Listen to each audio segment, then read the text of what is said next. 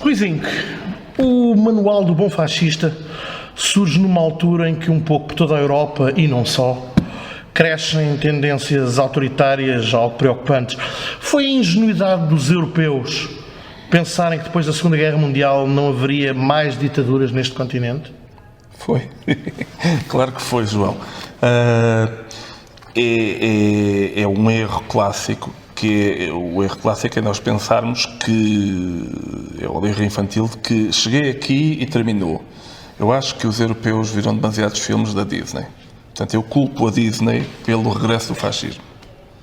Acho que a relação é óbvia, que é, e viveram felizes para sempre. E de facto não há um fim. Por exemplo, quem casou sabe que não é no dia em que casam e vão para a cama ter a noite mais infeliz de sexo, porque estão os dois bêbados e vai correr mal de certeza, não é aí que é o final da história, é aí que começa a história.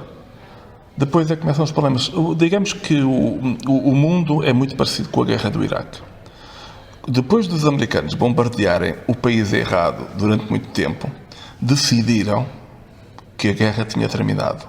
Aliás, a guerra que nunca começou, porque nunca foi declarada. Quando prenderam num buraco Saddam, os americanos ficaram com um problema. Eles queriam encontrá-lo, mas ao mesmo tempo não queriam. Porque enquanto queriam encontrá-lo, podiam bombardear. Quando o encontraram, ficaram com berbicacho. Ou o prendiam como o criminoso e o ogre que tinham montado e o humilhavam na praça pública, como aliás os soldados fizeram. Tiraram-lhe fotografias, passearam como macaco, fizeram aquelas coisas todas que se fazem a um tipo do terceiro mundo que não vale um dos nossos. E de repente os americanos tiveram um problema. Ou faziam isso, e era ilegal, ou então finalmente declaravam guerra e o consideravam como o líder do seu país. A partir do momento em que é declarada guerra, tens que tratar o Saddam já não como um idiota de um ogre, tens que o tratar como aquilo que ele é, o presidente de um país legítimo, e tens que passar a tratá-lo com o respeito ao seu cargo. Um exemplo bom foram os portugueses, quando o Salgueiro Maia e companheiros, no 25 de Abril, derrubaram a ditadura. Não houve humilhação pública do Marcelo Caetano ou do Américo Tomás. Pelo contrário, eles sentiram-se humilhados. Obviamente que quando perdes o poder se sentes humilhado. Aliás, saíram protegidos do quartel do Cabo. Mas saíram protegidos. E quando, reza a história, Marcelo Caetano exigiu ter um interlocutor acima de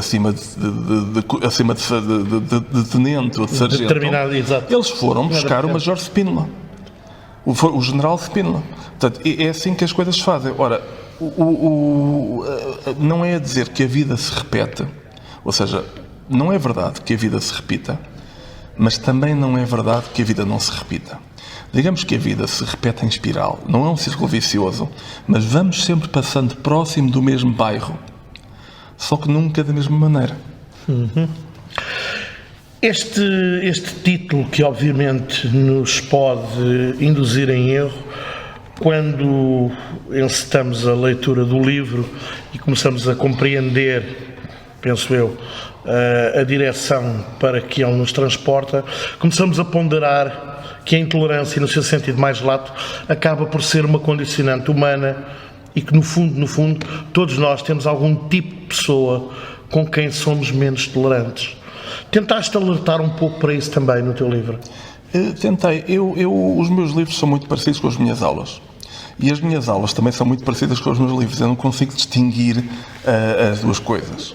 E é uma chatice às vezes na vida conjugal, porque estou em casa, estou a ter relações íntimas com a minha mulher e a autora disse, para de me dizer como é que se faz amor. Mas, tirando isso, numa aula eu tento, ao mesmo tempo, tento ser divertido. E depois, quando consegui apanhar o auditório pelo riso, digo um par de coisas sérias. E depois, quando sinto que o estou a perder, volto a dizer uma coisa engraçada.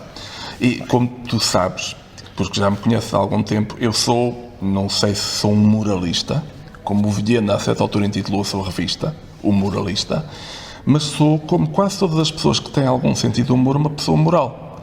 E a verdade é que eu tento sempre ajudar. Quer dizer, os meus livros não são de autoajuda porque não me fazem rico, não me autoajudam a mim, mas são de facto são livros um bocadinho virados para que a pessoa, para que o leitor não aponte o dedo a outros, não troce de outros, mas perceba a certa altura que ele próprio está implicado. E neste caso é muito fácil ir gritar o fascismo e a demonização dos chamados fascistas, que para mim parece-me precisamente o princípio do horror. O princípio do horror é quando nós representamos o outro como algo que não é humano.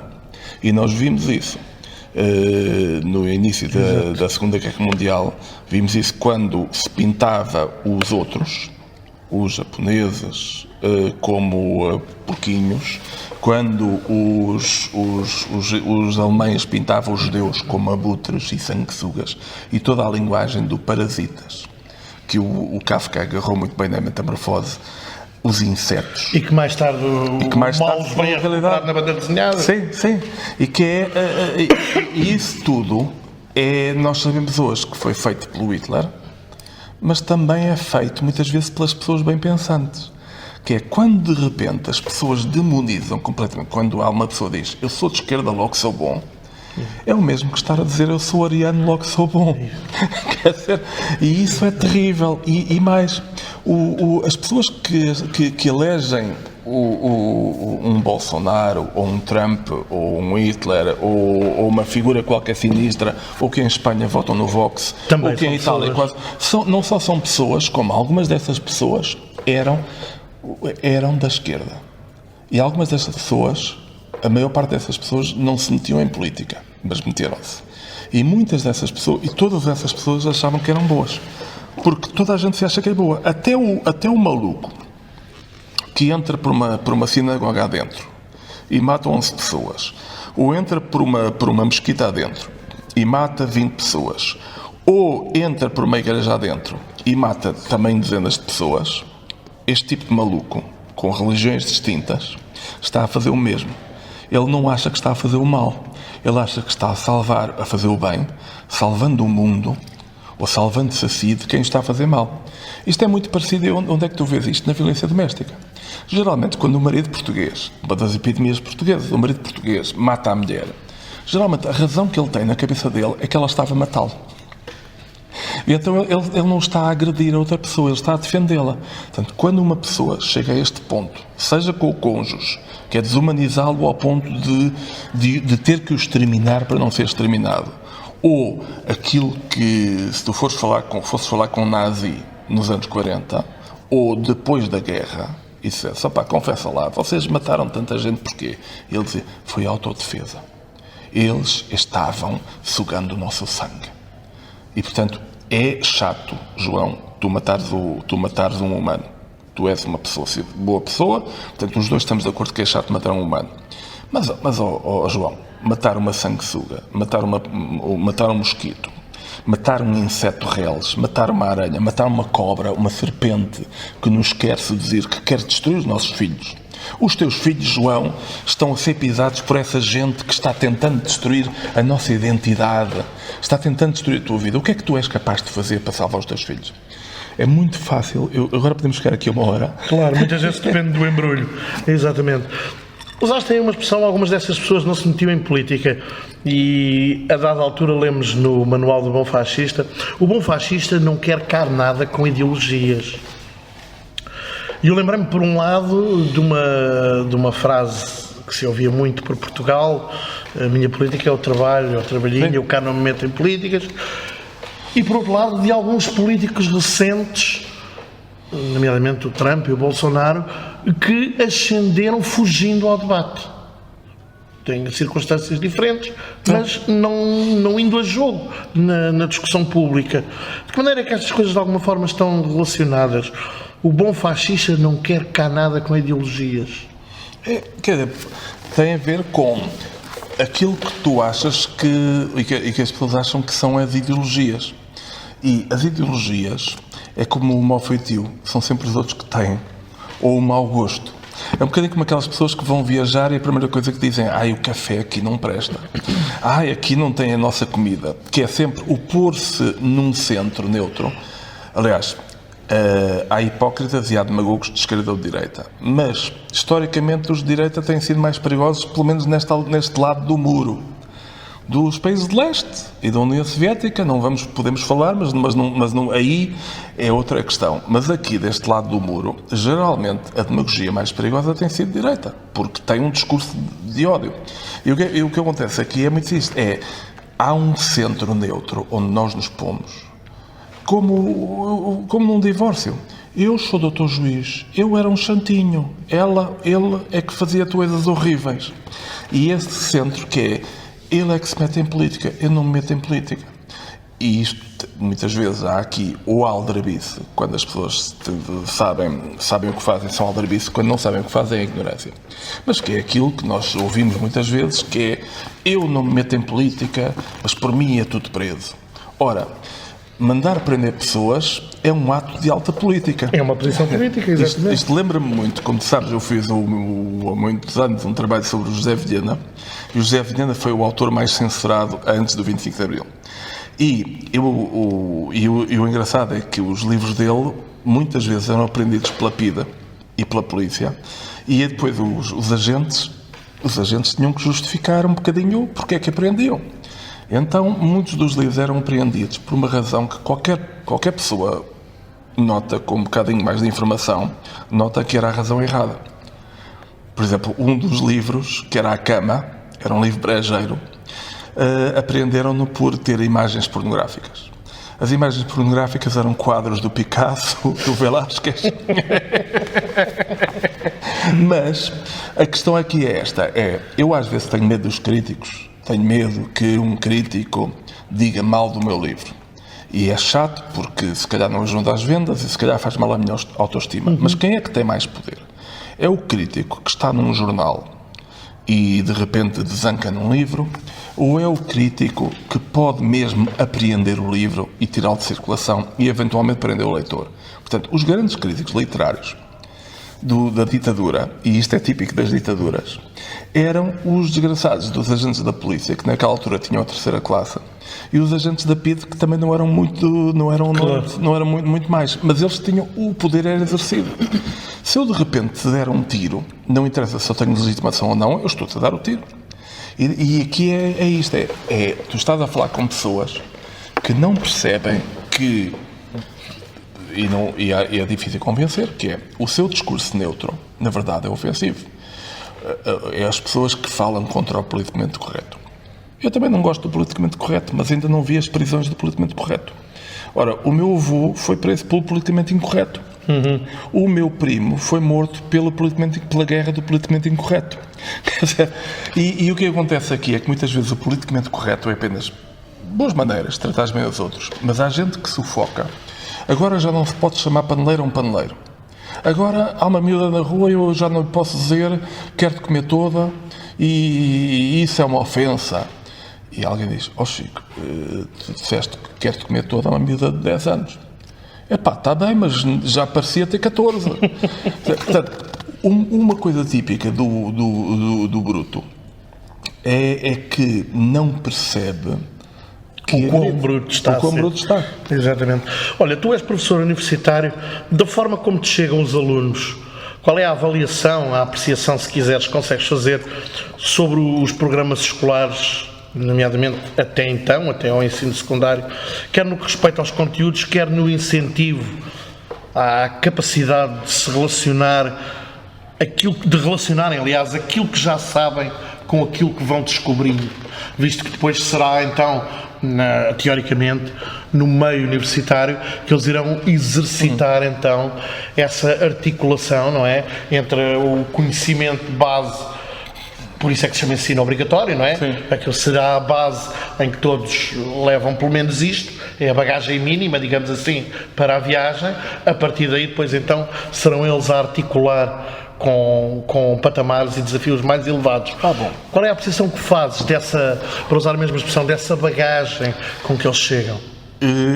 Nós há bocado falámos, tu garantes-me que ninguém está a ouvir isto que nós estamos a dizer. De modo algum. Aliás, o país está abandonado, está desertificado, como nós sabemos. Então, portanto, não há qualquer É perigo. porque se queres que eu seja sincero, tens que me garantir que não há, neste momento, muita gente a ouvir-nos e, sobretudo, não professores. Arriscar-me a dizer que ok. está certo. Então, o que acontece aqui são vários fatores, ou seja, olhamos para a educação como para o Serviço Nacional de Saúde. Não está bom, está doente, mas é melhor do que nada. Isto é, por exemplo, eu defendo o Serviço Nacional de Saúde, embora acredite que muita gente fica horas à espera, desnecessariamente, e todas as coisas que nós sabemos. Mas é para defender. Portanto, o sistema de educação... Porque senão é deitar fora o bebê com a água do banho. O sistema de educação que nós temos desde há 45 anos, vai agora fazer 46, esse sistema de educação tem muito valor. Agora, os defeitos são terríveis.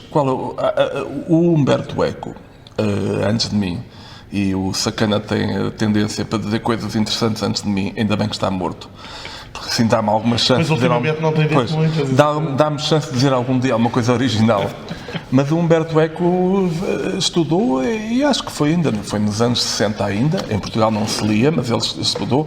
Ele tem um livro fundamental que é o Apocalípticos Integrados, em que ele põe de um lado, para as pessoas cultas que nos estão a ouvir, o George Steiner depois disse isso de outra maneira, mas o Humberto Eco é muito pedagogo e diz: os apocalípticos são aqueles que dizem que com a massificação da cultura e da educação fica tudo pior. Acabou a cultura, porque o que era bom era quando era elite. Antigamente é que havia grandes professores no liceu. Eu fui aluno do Virgínio Ferreira. Eu fui aluno do Mário Dionísio. Eu andei no Pedro Nunes. Por acaso andei e tive aulas com o António Gedeão. Eram gente brilhante, eram gente fantástica e tudo mais. Isto no liceu, eram incríveis. Ok, tudo bem. E os integrados estão na posição contrária. Os integrados dizem, é ótimo, porque antigamente grande parte da população não tinha acesso à cultura, nem à educação. E é bom que tenham, mesmo que baixemos o nível... é bom que as pessoas... É bom que pessoas cujos pais eram analfabetos já possam aprender. É bom que o filho de uma gasolineira já possa chegar a primeiro-ministro. É bom que o neto de uma analfabeta possa ganhar o Nobel. É bom que o rapaz do campo, como José Luís Peixoto, se torne um dos autores mais traduzidos em Portugal e mais tatuados. Portanto, e eu devo dizer que, se quiseres dizer, mas Rui, tu és apocalíptico ou integrado? Eu sou mais integrado do que apocalíptico. Isto é, ideologicamente, politicamente e em termos de fé humana. Ou seja, é preferível baixar a fasquia e aumentar o alcance do que o inverso. Sim, acho sempre que sim. Tal como é preferível ter um Serviço Nacional de Saúde universal, acessível a todos, do que ter ótimos cuidados numa empresa privada só para alguns. Ou seja, a Manuela Ferreira Leite tem uma opinião diferente da minha, nesse caso. Mas ela um dia disse, quem quer saúde paga. Não vamos pagar hemodiálise a uma pessoa com 60 e tal anos que não tenha dinheiro porque é caro para o país. Qualquer pessoa percebe, quem quer saúde paga, reticências se puder. Claro, é isso que está. Portanto, é uma proposta de eutanásia só que para os pobres. Se vamos falar. E essa é obrigatória. Ora, o que acontece é que nós temos hoje no ensino, e este é um resultado, é que tivemos que formar professores muito rapidamente. Eu tive professores extraordinários no liceu. Porque eu comecei a estudar no liceu na ditadura. E no melhor liceu do país, onde aliás estudou o meu amigo do peito, o professor Barcelo. Que eu apenas não sou assessor dele em vez do Pedro Mexia porque não quis. Está a ver? Porque tenho... É aquelas coisas. Portanto, o Pedro não sabe, mas foi segunda escolha. Mas pronto. Mas o que acontece é que eu vi o que era um grande professor de liceu. Tive uma maravilhosa professora de latim chamada Isabel Madruga, mãe da atriz Teresa Madruga. Tive uma extraordinária professora Isabel Pascoal, Isabel Costa Marques, o professor Pequito, tipos incríveis, Helena da Mesquita, pessoas incríveis. Conheci pessoalmente intelectuais incríveis, pessoas generosas. Fui com 14 anos passar uma tarde à casa do José Gomes Ferreira com outros jovens, portanto tenho essas memórias incríveis. Agora, o que acontece é que tivemos que formar professores muito rapidamente. E hoje em dia, não só os alunos, na altura, entrou pela primeira vez no ensino público, no liceu, gente que nunca tinha ido até ao liceu. Aqui isto tem que ser em contexto. O PC que é um partido que eu gosto, mas que era extremamente pragmático e nisto era quase cínico. O PC tinha duas juventudes, em 1974 e 75. Era uma juventude para os rapazes que começavam a trabalhar, rapazes e raparigas, começavam a trabalhar aos 10 anos. E era outra juventude para os filhos de intelectuais que estudavam no liceu. E eu fiquei muito chocado quando descobri que os comunistas que eu conhecia era tudo gente fina. Era tudo gente, muitas vezes gente que nunca soube o que era alugar uma casa. E enquanto que os meus amigos de rua, muitos deles aos 10 anos estavam a trabalhar. Portanto, era normal. O meu avô aos 10 anos estava a trabalhar. E o que acontece aqui é que muitos desses jovens que fizeram de repente o liceu e que entraram, viraram professores. Portugal precisava de professores. Durante 30 anos havia a saída profissional de Línguas e Literaturas era ir dar aulas. E o que acontece é que um curso de 4 anos não faz milagres. Sim, e a ausência de educação vem ao de cima muitas vezes. E, portanto, o que acontece é que no país temos muitos professores de português que não gostam de ler. É pena. Diz-me uma coisa ainda sobre o tema do ensino. Um dos aspectos que se aborda hoje muitas vezes é a chamada autonomia curricular. Mas, no entanto, ainda se vêem muito poucos exemplos efetivos e resultados de uma opção por conteúdos diferentes, ou pelo menos uma articulação diferente entre conteúdos das escolas. Achas que isso já deveria estar mais avançado? Achas que há alguma relutância por parte dos professores? Há incapacidade de seguir esse caminho? Há um atavismo que os agarra a fórmulas antigas? O que é que falta para esta autonomia curricular tão falada e tão pouco sentida começar a produzir alguns efeitos? Pois, vai-te chocar, mas é um assunto sobre o qual eu não penso muito. Posso pensar agora, mas não é uma área sobre a qual eu tenha porque tu não tens tempo para tudo e, portanto, o facto de eu ser sabão aqui encolha um pouco. Eu acho que há vários problemas. Eu acho que houve um crime, houve uma ministra da Educação que foi mesmo sinistra, foi a Maria de Luz Rodrigues. E que disse uma frase, às vezes disse uma frase que às vezes as palavras matam e ferem, e ela disse, perdi os professores, mas ganhei o país. Quando de repente a Ministra da Educação se põe contra os professores, o caos está entornado. Não é culpa dela, mas a verdade é que tem havido vários equívocos. Um equívoco é a escola cada vez mais integrada e harmoniosa e com poder para os alunos. Mas, e aqui a direita tem razão, não podemos desarmar completamente os professores. Isto é, para ter uma escola integrada, para começar é preciso que haja menos alunos na turma.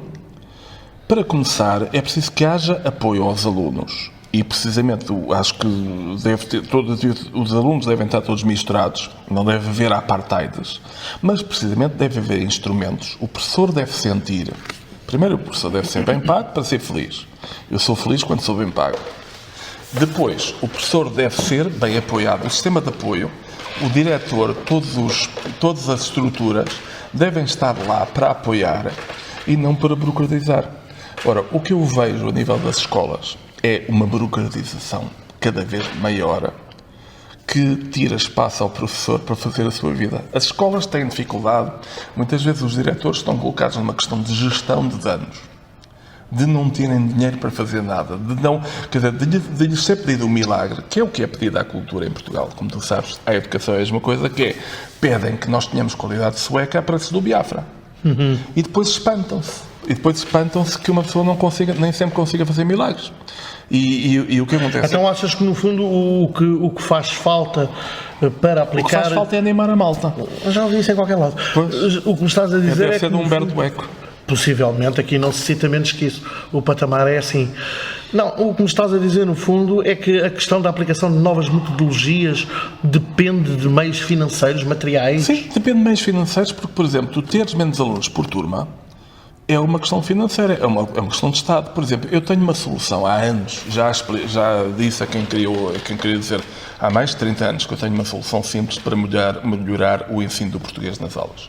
E o ensino do português nas aulas é simples, em casos piloto, ter 2 professores por turma, em vez de um só professor. Por exemplo, eu fui professor de liceu quando era jovem, e tinha uma energia enorme. E durante um par de anos eu conseguia fazer uma coisa incrível, que era corrigir 400 testes por semana. Tinha 5 turmas, cada turma com 30 alunos, e eu fazia 3 vezes por semana, dedicava 20 minutos a fazer aquilo que ajuda os alunos a dominarem melhor a escrita, que é escreverem. E depois dava, durante alguns tempos, respostas personalizadas.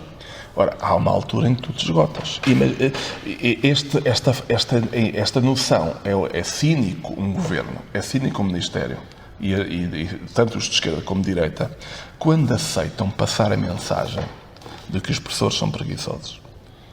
E isso quando passam a responsabilidade toda para aquela pessoa. Ora, o ensino de português, para poder fazer exercícios e dar-lhes respostas personalizadas, convém haver 2 professores por turma, quase um tandem. Um que dá esta aula e o outro que ajuda a corrigir. E é preciso que as pessoas tenham uma motivação a ver os resultados. E, por exemplo, ensinar os professores têm ao mesmo tempo o professor de português, que eu acho que é uma área mãe, como o professor de matemática. O professor de português tem o professor de matemática tem de convencer os alunos que a matemática é boa e não é complicada, mas essa é a sua dificuldade. O professor de português tem de convencer os alunos de que a aula não é estúpida. E isso é, portanto, há um esforço extra. Eu, quando dei aulas no liceu, já há mais de 30 anos, reparei que eu corrigia a pontuação nos alunos, corrigia as vírgulas entre sujeito e predicado, mas o professor de História, a professora de Ciências Naturais já não corrigiam, até porque não sabiam. E, de repente, os alunos passavam a pensar que isso de escrever corretamente é uma mariquice minha. Mas eu até gostei muito. Ou como os jovens gostam de dizer, isso é muito subjetivo. É, mas isto o que acontece é que, repara, eu sou um professor, quer dizer, como sabes, eu não escrevi os meus livros sozinhos, eu tive a vantagem que nasci numa casa com livros. Portanto, quando eu cheguei à universidade, como aluno, eu tinha uma vantagem competitiva. Eu tinha lido sem esforço livros que as outras pessoas não tiveram acesso. Portanto, parti com quilómetros. O cálculo natural da origem, obviamente, mas muitos desses meus colegas depois foram professores. E o que acontece aí é que o ensino, o grande dilema que nós falamos, o amor à leitura. O amor à leitura implica, por exemplo, que quem transmite esse amor à leitura saiba disso. Nós somos muito católicos no ensino da língua. Eu explico-te o que é. O que é que tu tens no catolicismo? Tens pessoas que não praticam sexo, pelo menos oficialmente não, e não com adultos, a ensinarem os outros como fazer sexo e como fazer as posições do Kama Sutra. E no ensino do ensino da leitura, tens pessoas a repetir várias vezes o slogan: temos de ter prazer de ler, temos de prazer de, parece uma administração da GP, temos de ter prazer de ler, ou temos que pensar pela nossa cabeça. E depois um aluno dá uma resposta diferente e o professor diz: não é assim, deves pensar originalmente desta maneira. E temos o grande crime, que é eu acho que é o exemplo flagrante, desculpa lá, que são dois casos flagrantes de estupidez humana portuguesa. O primeiro é o caso do Carlos Reis, que criou um manual tão bom, uma leitura dos maias tão boa, que ainda por cima é um livro de 800 páginas, mais valia dar outro livro dos maias. Mas, de repente, ele criou um manual com uma análise estrutural dos maias tão correta, tão simples, tão hábil, tão fácil de ler, que, neste momento, o autor mais lido em Portugal, eu acho que é o Carlos Reis e não os maias. E isso é terrível. Há 30 anos que as pessoas, que o grande autor que os alunos leem é o livro do Carlos Reis e não os maias.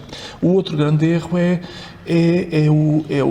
quando as pessoas que decidem mostram que são frouxas. Nós há bocado estávamos a falar em off the record desta coisa do Chico Buarque ganhar o Camões. E os dois estamos de acordo que o Chico Buarque devia ter ganho o Camões há 30 anos, porque é um baita escritor, é um grande escritor de canções. Mas diminui-me a mim, enquanto cidadão português e enquanto cidadão lusófono de países com língua portuguesa, diminui-me que nós tenhamos decidido homenagear o Chico 2 anos depois de os suecos terem lembrado de dar o prémio ao Bob Dylan. Portanto, faz de nós um bocadinho ir atrás. Olha, tu, a seguir a este já referido Manual do Bom Fascista, lançaste já um outro livro, O Avô Tem uma Borracha na Cabeça, um livro sobre a terceira idade e a demência que tantas vezes chega por esta altura da vida. Uma das lacunas que encontro visivelmente na nossa sociedade, na forma como está organizada, e muitas vezes tenho conversas em torno disso, é a falta de convívio entre gerações, quer a nível lúdico, a nível social no dia-a-dia, quer no âmbito profissional, ou seja, nas diversas profissões. Consequências é que isso traz, na tua opinião, eu tenho a minha naturalmente, consequências é que isso traz para a transmissão dos saberes e das memórias? A tua pergunta já tem a resposta dada, que é, estamos a cometer um crime. Aliás, é típico da nossa sociedade, não só portuguesa, é típico da modernidade, desta modernidade em que estamos vivendo, desta sociedade líquida, para citar o Zygmunt Bauman, o que é, nós estamos a substituir uma coisa... A última poetisa que nos citou teve o texto censurado. Pois, é isso. Mas que aliás é muito engraçado. Porque estamos a brincar por causa do episódio da Regina Guimarães. Mas já agora estou do lado da Regina Guimarães, já para ficar claro, porque a verdade é que o Paulo, que não está cá, e era um tipo muito engraçado e tudo mais, mas citou erradamente. E depois houve uma moça que veio citá-lo e disse, não, mas ele era muito criativo nos conceitos. Opa, quando uma pessoa pega num conceito alheio e o vira ao contrário, isso não é ser criativo, é despropositadamente desrespeitar quem pensou. Mas regressemos a esta questão da transmissão de saberes e das memórias. Mas a transmissão de saberes é muito isso, que é, nós temos um problema hoje em dia, que é um problema da modernidade, é um problema do século XX, se nós quisermos. Portanto, ou seja, este problema vem, podemos dizer, vamos pôr uma data, desde 1890, desde o caso de Dreyfus, que este problema vem, que é de repente, uma euforia em adaptarmos a novas modas, sem perceber as suas implicações e deitando fora o menino com a água do banho, deitando fora o velho, confundido aquilo que é velho e bom com aquilo que está velho e podre. E esse é um grande equívoco. Portanto, a humanidade chegou aqui com muitos defeitos, evoluímos e hoje já achamos que a escravatura parece mal. Portanto, já achamos isso. Evoluímos muito lentamente, já não queimamos bruxas, já não queimamos quem pensa de nós, já não fazemos isso, mas essa adesão à modernidade, da qual o telemóvel é símbolo, tem um problema que é, aquele objeto, aquela tecnologia, aquela inovação mágica não traz algo tão novo, e aquilo que deitámos fora era se calhar mais humano.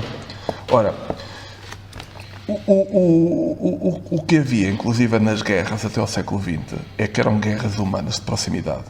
Muitas vezes, quando tu matavas um tipo, matavas com proximidade e matavas de olhos nos olhos. Vias visuais, exato. Neste momento, o país mais poderoso no mundo mata pessoas onde lhe apeteça. Podia estar a matar-nos neste momento, literalmente. Mas isso, eu estou a ouvir e estou-me a lembrar que logo talvez naquele que tenha sido o primeiro momento dessas novas guerras, e estou-me a lembrar concretamente da invasão do Kuwait. Sim. Foi isso que aconteceu. Nós passámos uma noite, todos colados ao televisor. José Rodrigues dos Santos foi apanhado completamente de surpresa. Sim. Se bem se lembram, foi o teste de ferro a ele enquanto jornalista, e íamos vendo umas luzinhas que se acendiam e apagavam no ecrã, ao que nos explicavam que eram de facto os tiros e os bombardeamentos que estavam a acontecer naquele exato momento, matando XNW pessoas. Sim. E agora acompanha-me nesta pequena divagação de café, que é, no final do século XIX começou a grande industrialização e o século XX ia ser perfeito. O fascínio com a Torre Eiffel, o fascínio com as máquinas agrícolas, o fascínio com o automóvel.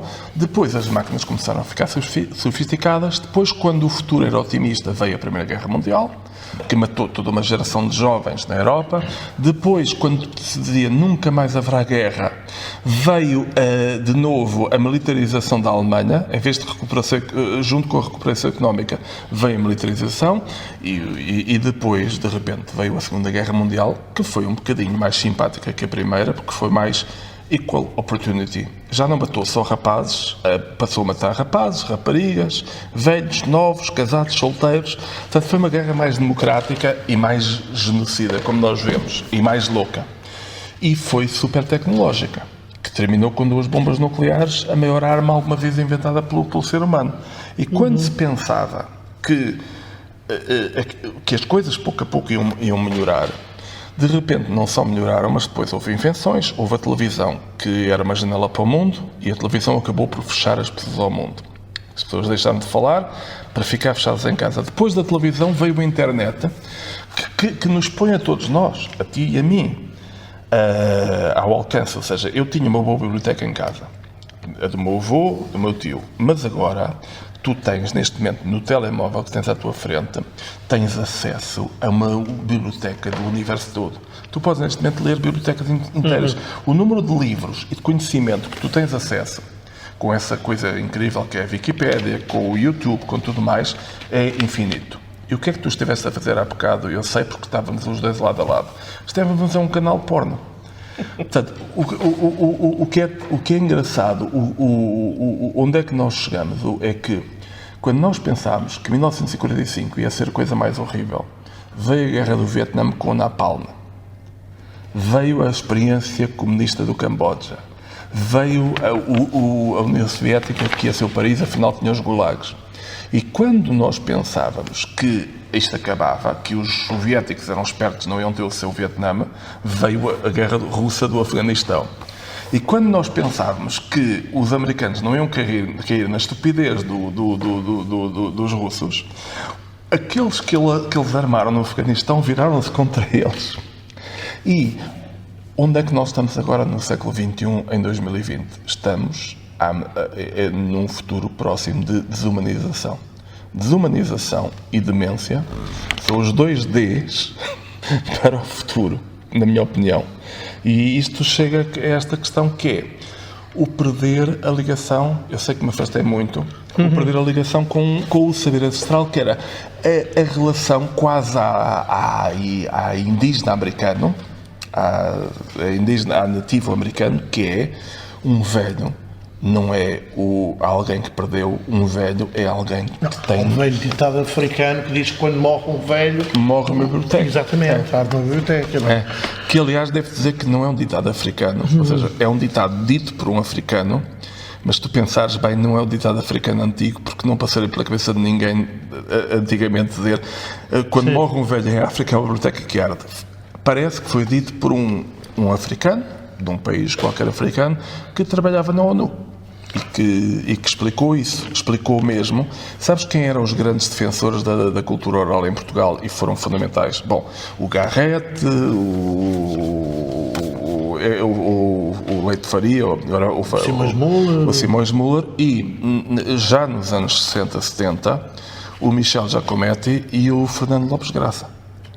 Os grandes eruditos foram aqueles que perceberam o valor da transmissão oral.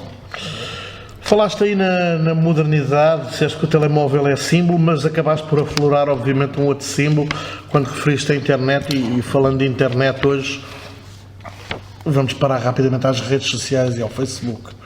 Tu és um frequentador assíduo do Facebook e, portanto, é um meio, um médium do qual tu tens uma noção, tens de ter obrigatoriamente, porque tu próprio utilizas. Achas que na internet as pessoas se esquecem demasiado depressa da exposição em questão quando escrevem, quando se expõem ali, assumem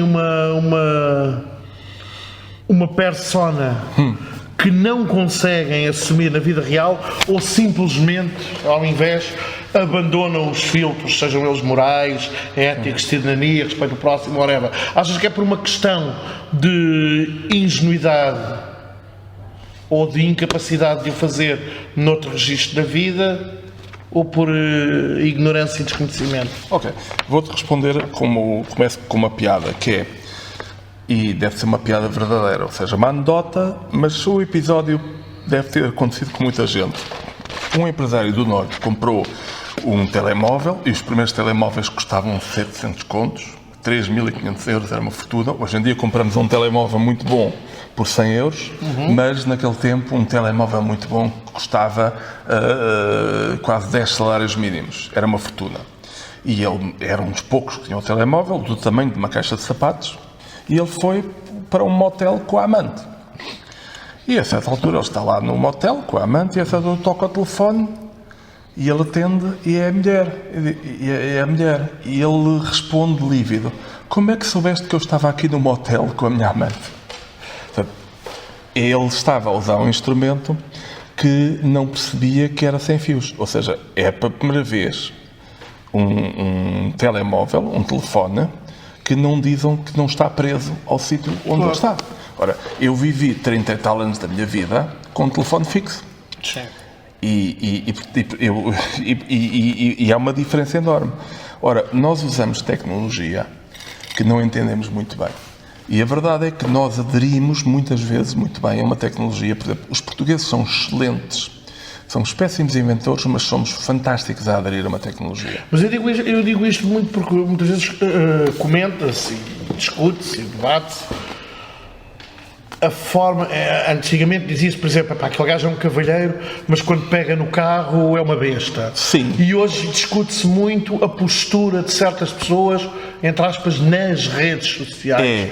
A questão que eu gostava de ver abordar aqui é se essa postura, que muitas vezes é de facto diferenciada da postura em meios distintos, sejam meios fixos ou não, é por uma questão de libertação, do aqui vale tudo, não me podem pegar, ou por não ter a noção do quão longe estão a ir por estarem naquele meio.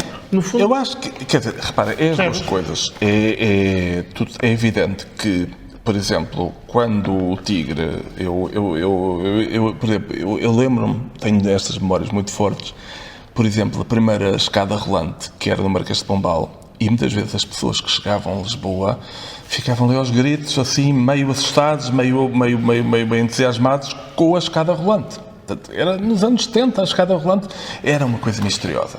Mas acontecia era que as mesmas pessoas que olhavam para aquilo como boi para palácio, uns dias depois já se tinham habituado, e quando vinha cá um primo, troçavam do primo.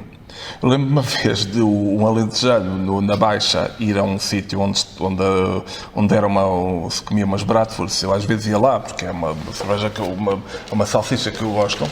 E esse alentejano disse: 80 escudos por uma salsicha. E o empregado, que era beirão, sorriu com ar superior e disse: oh meu amigo, mas isto é salsicha tipo alemã. E o que acontece com as redes sociais é um pouco isso, que é, nós somos bons a usar, nós não entendemos as implicações, mas aderimos facilmente à moda. Como tu disseste, o português que há 10 dias andava a conduzir um burro, de repente tu pôs-lhe um Ferrari e 3 dias depois o homem está a andar a 280. E está a achar que sempre fez aquilo. Portanto, há uma assunção. Ora, nós não somos nem o cavalheiro fantástico, nem o grunho. Por exemplo, nós somos ainda já crescidos o suficiente, tu e eu, para ter conhecido altos intelectuais portugueses que eram ao mesmo tempo grunhos e cavalheiros. Alguns estão vivos, outros estão mortos. Mas conhecemos... Possivelmente até nós próprios, em determinadas circunstâncias, já fomos grunhos e cavalheiros. Isso é lá mas, para mas há pessoas a quem isso é mais frequente. Por exemplo, é um bocadinho como a questão aqui é quando a distinção, a persona é evidente. Agora, isto é um clássico, que é simples, que eu há bocado brinquei com o facto de nós os dois temos estado a ver um site de porno, mas a verdade é que, como era brincadeira, nós todos nos rimos. Mas a verdade é que tu fazes, na tua intimidade, coisas que não gostarias que os outros soubessem que fazes. Certo. E o que acontece aqui é que quando as pessoas põem máscara, sentem-se com superpoder. Eu, durante muitos anos, falei disto porque porque é uma coisa que me interessa. Então achas que é as características deste meio que potenciam essa libertação, chamemos assim? Em parte é isso. Ou seja, é como pôres uma máscara. Quando tu pões uma máscara, tens o poder. Em África, era tradicionalmente, tu pões a máscara do urso e tens o poder do urso. E, por exemplo, achei piada que Portugal, hoje em dia, faz mais desporto do que antigamente. Acho que até faz desporto a mais. Estou farto de ver tipos a fazer jogging de lado para o outro. Mas muitas das pessoas que fazem... Desculpa-me insistir nesta tecla, mas é importante destrinçar isto. Muitas das pessoas que fazem determinados comentários na sua página de Facebook não seriam capazes, por uma questão de personalidade, de formação, etc., de os fazer no palco de um teatro frente às mesmas 500 mil pessoas que vão ler esses comentários na página de Facebook. E é isto que é estranho. E porque tu, ao estar... Elas não estão anónimas quando o fazem. Sim, mas muitas delas, algumas estão, porque cada vez mais as pessoas não estão. As que estão é mas as que não estão, há um filtro que é... Cá está, é o que tu disseste, que é o não ter noção. O Facebook, já que andamos no Facebook, as redes sociais têm uma vantagem. Eu acho o Twitter mais de guerrilha. O Twitter, para gente mais jovem, é de guerrilha. Em Portugal é residual, é usado sobretudo por jornalistas, acho eu, ou tipos que querem fazer stand-up um dia. Mas nos Estados Unidos, ou Inglaterra, ou no Brasil, é um grande meio de comunicação. Curto, breve e grosso. Vai lá direto ao assunto. Certo. O Facebook é mais lento. E é mais propício a pessoas mais velhas estarem no Facebook. Ora, o que o Facebook permite é isto, que é uma volúpia do instantâneo, que é um instantâneo em que a máquina, de certo modo, desumaniza-te, porque apenas põe as tuas palavras e quem entra em contacto contigo é como um drone, é como um militar americano a conduzir um drone para abater o inimigo. Quer dizer, eu acabo de escolher umas palavras a insultar alguém e imediatamente ou essa pessoa ou outros amigos reagem ou a apoiar ou desapoiar, e depois eu posso entrar numa questão de insultos ou de apoios mútuos, e tudo isto é feito, penso eu, de que sem riscos para mim, e eu estou escondido e a outra pessoa não está à minha frente, também há uma desumanização. É o agarra-me. Há uma banalização. E há uma banalização. E às 19h30 vamos todos jantar. É um pouco isso. Olha, tu nos teus últimos livros, mesmo sem contar com estes dois que já referimos, o caráter alegórico do texto e dos protagonistas, dos personagens, tornou-se preponderante face a uma trama, a uma intriga. Porquê essa opção tão vincada? Não é uma opção. É um pouco... Obrigaram-te? Não obrigaram, mas é como de repente tu estás com sede e tu não optaste. Quer dizer, é uma volúpia. Digamos que tu não escreves, e isto nós já falamos muitas vezes disto, que é tu não escreves o que queres, escreves o que podes. E um indivíduo, quando está com a minha idade, que não estou no fim da vida, espero, mas já estou no último quarto de hora. Não, mas é uma forma, ou seja, já fisicamente já é um momento outonal. Filho, faço 59 agora. Quer dizer, portanto... E pronto, ficámos aqui a saber em primeira mão, que Ruizinho faz 59 agora. Mas então, o que acontece é isto, que é entrar noutra dimensão, noutra coisa. O que acontece aqui é que cada vez mais... Mas é que são, agora um pouco mais a sério, são vários livros seguidos, em que de facto, em vez de uma trama, de uma intriga, o que há é de facto um caráter alegórico. Muito fincado. Mas é engraçado porque tu dizes isso dessa forma lapidar... E eu de repente digo, pois, mas eu não tinha reparado. Até o momento em que tu dizes isso, eu não tinha reparado. Ou seja, eu não me sento, eu tento ser um artista honesto. E o artista honesto tem uma coisa para dizer, mas depois sabe que se o livro for só aquilo que eu quero dizer, o livro é fraco. O livro, eu tenho que querer ir para algum lado, mas o livro tem que querer ir para um lado maior. E o que acontece aqui é que eu estou a tentar resolver um problema e lidar com uma questão da melhor maneira que posso. E o que acontece é que nos últimos 10, 15 anos, por uma razão qualquer mais vincada, mas que se fores ver os livros de há 30 anos, já lá tinham isso em embrião, mas agora começa eu às vezes tento, cada vez mais, por vezes eu depuro o estilo. Portanto, embora eu a falar seja esta desgraça que se vê prolixo e não paro, pá, é o vício de quem dá aulas. A escrever, eu gosto de ser um gajo contido. Um tipo que não usa uma palavra a mais, um tipo que tenta ser económico e ir ao assunto. E eu tento, cada vez mais, há uma coisa que me incomoda, há um berbicacho qualquer que me faz espécie, não é espécie, é espécie, e eu tento lidar com esse berbicacho. E olhando para a minha vida passada, olhando para aquilo que eu, como diriam assim, os escritores mais novos, a minha carreira. Quem me falou disto foi o Sérgio Godinho uma vez, que o gajo disse: epá, eu vi outro gajo, o gajo esteve-me a falar, o gajo esteve a dizer a minha carreira. Epá, eu nunca me passou pela cabeça. Está a ver? É uma coisa de, pronto, é uma coisa nova. A minha carreira, ou a minha obra. Quer dizer, a Lídia Jorge uma vez estava em choque porque havia um escritor que tinha publicado 2 livros e que já falava da minha obra. E ela, com a sua delicadeza, mas também aquela coisa, ela ficava: mas este rapaz... Este rapaz dos livros, exatamente. Mas eu já posso falar da minha obra, porque é relativamente vasta. O Justin Bieber tem um livro de memórias. Pois, ou 2, se calhar. Mas o que acontece é que essa questão alegórica para mim é interessante, porque eu, de facto, olho para muitos livros meus e digo: olha, há um problema. E o problema é muito claro. Há um problema que é: eu estou a sentir-me oprimido com as palavras e fiz um livro em resposta a isto. Acho que há uma guerrilha de palavras, uma guerrilha de ideias, instalação de medo. Olha, eu acho que Portugal está a ser transformado numa Disneylândia. Toda a gente agora fala em Disneylândia, não é? Epá, eu já falei em Disneylândia em 1986 no Hotel Lusitano. Tenho um capítulo que é Man, This is Disneyland. Ok, é roubado ao Apocalipse Now do Coppola. Mas é aplicado a Lisboa. É um americano a chegar a Lisboa e dizer: Man, this is Disneyland. Isto é a Disneylândia. Embora fosse no sentido. E fiz, em 2009, um livro que se chama O Destino Turístico. E que é Portugal, a cidade onde eu vivo, Lisboa, transformada numa Bagdade de brinquedo para os europeus virem cá brincar. A verdade é que está atual. Porque o nosso destino é Oxalá não se torne tão atual para quem se lembra do livro. Pois, não se torne tão mas atual sermos como isso. a Flórida da Europa. Mas se tu reparares bem, eu começo a ver aquilo que é, por exemplo, o Aníbal Leitor, que é um dos meus livros mais felizes, é um problema. Olha, tenta fazer um livro sobre o prazer da leitura. Challenge accepted.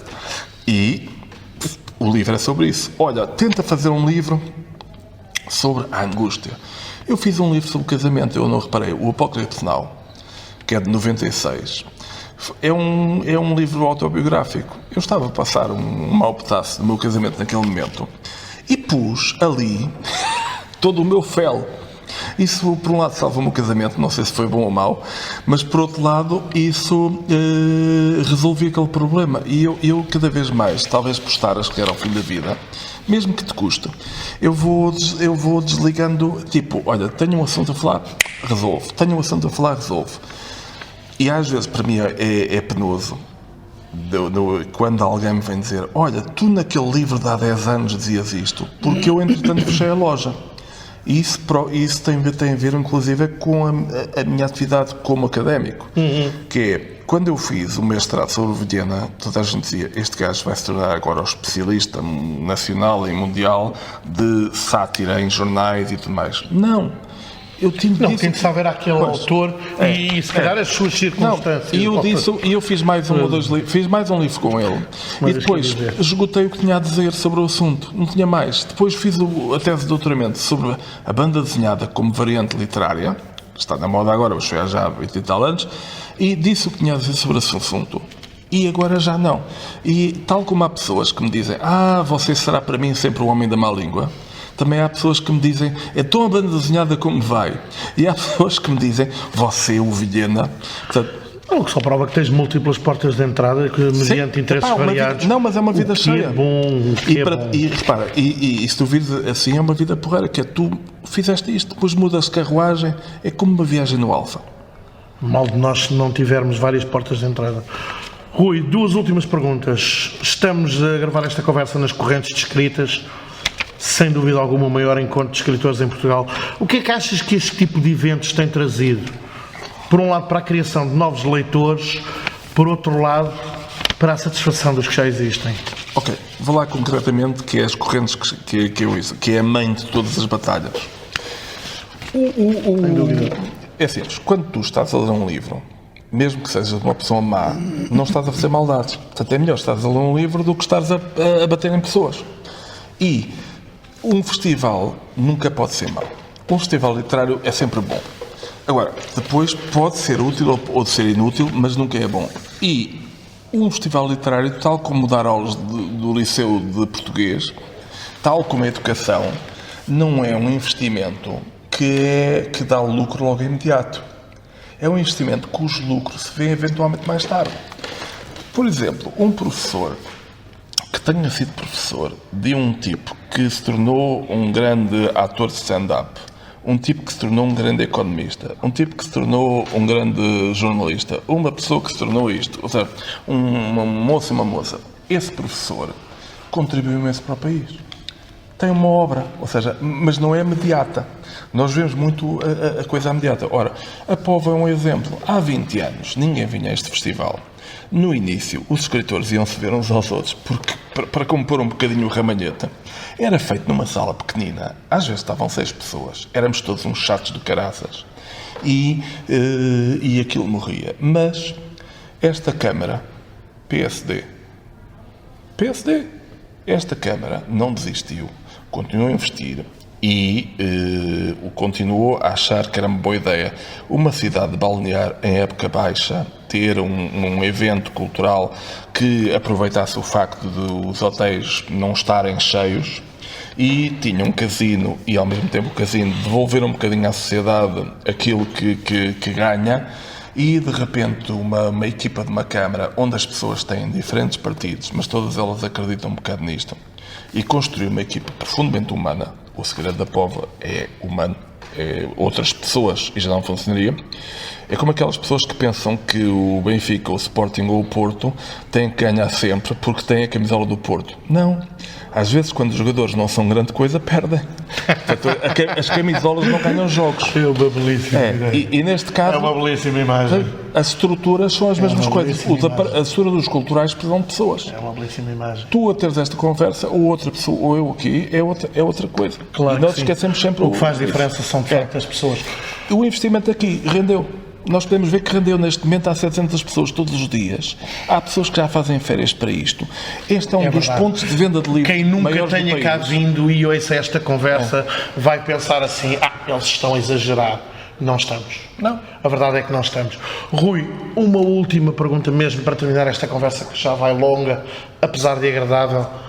Hoje estamos a gravar esta conversa no dia em que se soube da morte de Vasco Polido Valente, com quem trabalhaste mais do que uma vez. Com que imagem, melhor perguntando, com que imagem ficas de Vasco Polido Valente? Eu fico com uma imagem de uma grande alegria de o ler. Quer dizer, o Vasco era um chato de caraças. O Vasco era a pessoa mais implicativa e mais rabugenta que eu vi no seu tempo.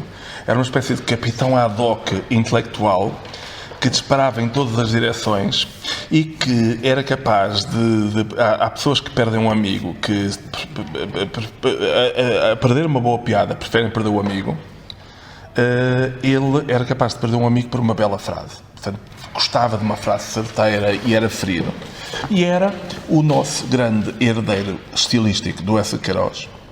E em termos de espírito, de um senhor que foi muito importante para o século XX, que era o Churchill. Portanto, são os dois maîtres à pensée dele. Um maître à écrire e o outro maître à pensée. Isto é para chatear os leitores, porque no meu tempo o francês era a língua da cultura, não era a porcaria do inglês. Mas eu até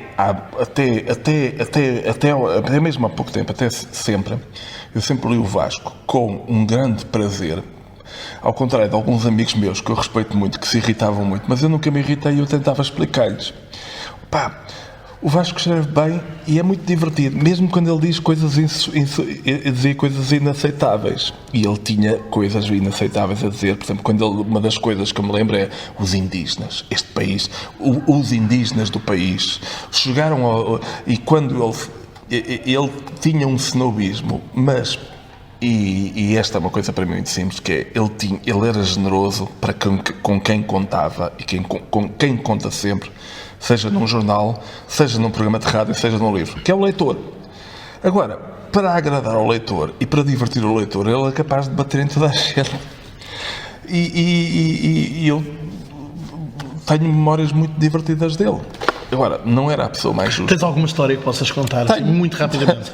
Tenho uma história que é onde ele foi durante algum tempo. Há 3 coisas que ele foi que não devia ter sido. Que é uma foi diretor do Independente durante pouco tempo, não era um grande diretor. Outra foi secretário de Estado da Cultura, não foi um grande secretário de Estado da Cultura. E outra foi deputado, não foi um grande deputado. Portanto, foram 3 coisas em que ele falhou de uma forma homérica. Mas uma vez, no Independente, por causa de um assunto, eu tive que ir falar com ele ao escritório dele. E foi a primeira vez que eu entrei na secção das comidas do Gambrinhos. Ele lá estava com o seu whisky, a comer o seu bife. E o engraçado depois é que as pessoas surpreendem. Por exemplo, tu sabes que eu gosto muito do Alberto Pimenta e tudo mais. Ora, o Vasco Polivalente gostava muito do Alberto Pimenta, respeitava. E para aquelas pessoas é muito importante o respeito. Aquele respeito que algumas pessoas tinham à senhora. Tem a ver com a dimensão intelectual. E era um respeito. E o Vasco perguntou se ele queria encomendar um texto ao Alberto, porque achava que ele era a pessoa certa para aquilo. E então lá chegou e o Alberto, porque era o Vasco Polivalente, aceitou. E fez um belíssimo texto para o Independente, que foi o elogio da corrupção. A outra história, essa é conhecida também, que é quando lhe perguntaram, então você foi deputado durante um ano e tal, então como é que foi? O que é que guarda da experiência de São Bento? Resposta do Vasco, comia-se mal. Opa! Ótima forma de terminarmos esta conversa. Muito obrigado, Ruizinho. Muito obrigado.